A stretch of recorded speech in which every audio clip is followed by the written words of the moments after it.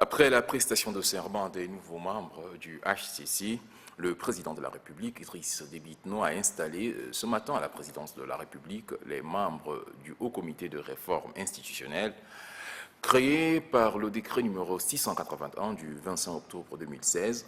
Les membres de ce haut comité ont pour mission principale de réfléchir sur la réforme de l'État et l'organisation territoriale de la République. Souleymane Diabo.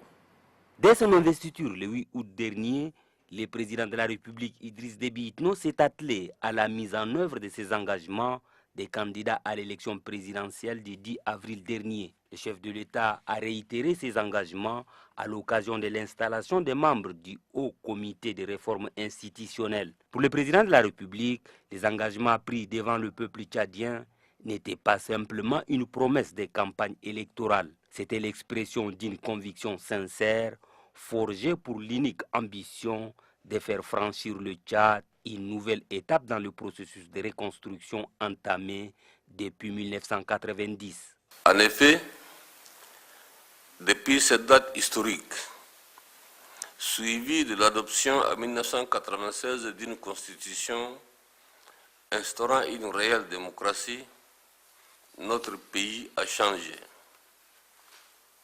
Notre modèle institutionnel a fait ses preuves en permettant de bâtir une société démocratique, libre et stable. Néanmoins, tout en gardant à l'esprit cette performance, nous devons nous inspirer de la pratique et des manquements relevés afin d'opérer les ajustements qui s'imposent dans la recherche de l'efficacité de l'État. Mais également, renforcer l'autorité de l'État, l'unité nationale, la stabilité et la paix, suivi évidemment d'une gouvernance transparente et efficace, responsable et maîtrise de gestion des ressources du pays. Dans cet esprit, s'inscrit la mise en place du Haut Comité de réforme institutionnelle composé des personnalités issues des diverses couches sociopolitiques de notre pays. Placé sous l'autorité du Premier ministre chef du gouvernement, Pahimi Padake Albert, le Haut Comité de réforme institutionnelle est un cadre de réflexion pour la consolidation des acquis démocratiques dans notre pays. Le chef de l'État s'est adressé aux membres du Haut Comité des réformes institutionnelles. Je vous invite à suivre un extrait de ses propos. Le Haut Comité, créé par le décret numéro 681 du 25 octobre 2016, est investi d'une mission fondamentale, celle de piloter l'un des chantiers les plus importants du présent quinquennat. Il s'agit pour vous, membres de ce haut comité, de vous éclairer de l'expérience passée et de tenir compte des réalités présentes pour imaginer l'organisation de notre système institutionnel de demain. Suivant cette approche, vous aurez à réfléchir et à proposer des réformes pertinentes et adaptées aux spécificités de notre pays. Toutes les thématiques susceptibles de concourir à la réalisation de l'objectif de consolidation des institutions et de pérennisation de la stabilité devront être abordées sans tabou. Un certain nombre de questionnements doivent à cet égard alimenter la réflexion.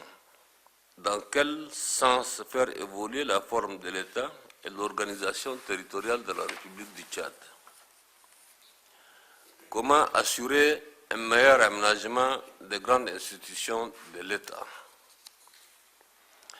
Quelles sont les garanties juridiques et sociales à mettre en place afin de promouvoir le rôle de la femme et de la jeunesse dans la conduite des affaires publiques? Quel est le meilleur cadre d'organisation des élections futures?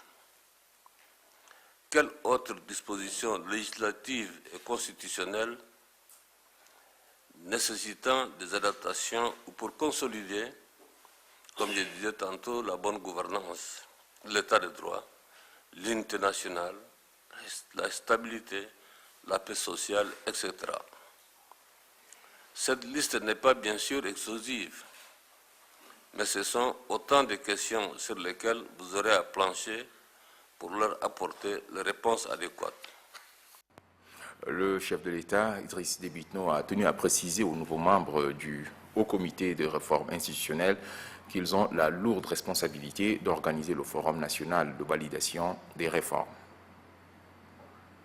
À l'issue de vos travaux, sous l'autorité du Premier ministre, vous aurez également la responsabilité d'organiser le Forum national de validation des réformes.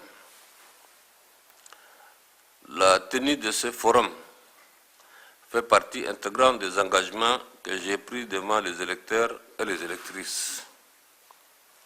Ces assises nationales, que je veux consensuelles et ouvertes, serviront de cadre idéal d'implication de tous les acteurs nationaux à la conduite des réformes institutionnelles.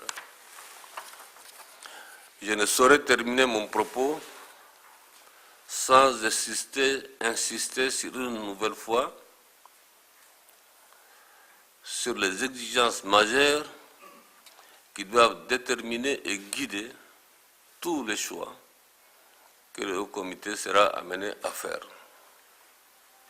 Il s'agira pour vous de concilier la nécessité de faire évoluer notre modèle institutionnel actuel avec l'impératif de l'efficience de l'action publique dans un contexte de la réflexion des ressources. Aussi, est-il nécessaire de gérer ces ressources avec beaucoup de rigueur et de finesse. Et c'est assurément le grand défi qui vous attend dans l'accomplissement de votre mission. Pour mener à bien cette mission dans le temps imparti, votre disponibilité et votre perspicacité seront déterminantes car ce processus doit être conclu avant la fin du premier semestre 2017.